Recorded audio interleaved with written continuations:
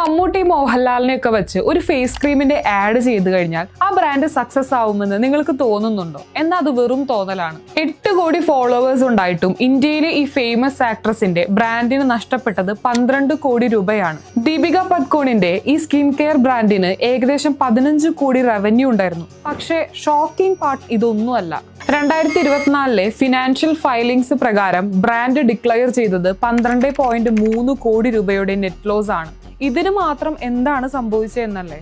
ദീപിക ഈ ബ്രാൻഡ് തുടങ്ങിയത് തന്നെ ലക്ഷറി കസ്റ്റമേഴ്സിനെ ടാർഗറ്റ് ചെയ്തുകൊണ്ടാണ്. ഒരു പ്രൊഡക്റ്റിന് വരെ 3K റേഞ്ചോളം പ്രൈസ് ഒക്കെ ഉണ്ടായിരുന്നു. ഇപ്പൊ നിങ്ങൾ വിചാരിക്കും പ്രൈസ് ആണ് പ്രശ്നം എന്ന്. അല്ല, പ്രൈസിങ്ങിന് മീറ്റ് ചെയ്യുന്ന ഒരു ക്വാളിറ്റി അല്ലെങ്കിൽ ഒരു റിസൾട്ട് ആ പ്രൊഡക്റ്റിന് തരാൻ കഴിഞ്ഞില്ല എന്നുള്ളതായിരുന്നു സത്യം. ഇന്നോവേഷൻ ഇല്ല, സ്റ്റാൻഡ് ഔട്ട് പ്രൊഡക്റ്റ് ഇല്ല, സ്ട്രോങ് ഡിസ്ട്രിബ്യൂഷൻ ആയിട്ടൊരു സിസ്റ്റം പോലും ഇല്ല. സെലിബ്രിറ്റി ഫേസ് ഒരുപക്ഷെ നമ്മൾക്ക് അറ്റൻഷൻ തരാം, പക്ഷേ ഇന്ത്യയിൽ ഒരു ബ്രാൻഡ് ജയിക്കണമെങ്കിൽ അതിന് പ്രോപ്പർ ആയിട്ടുള്ള മാർക്കറ്റിംഗും അണ്ടർസ്റ്റാൻഡിങ്ങും ഡിസ്ട്രിബ്യൂഷനും ഒക്കെ വേണം.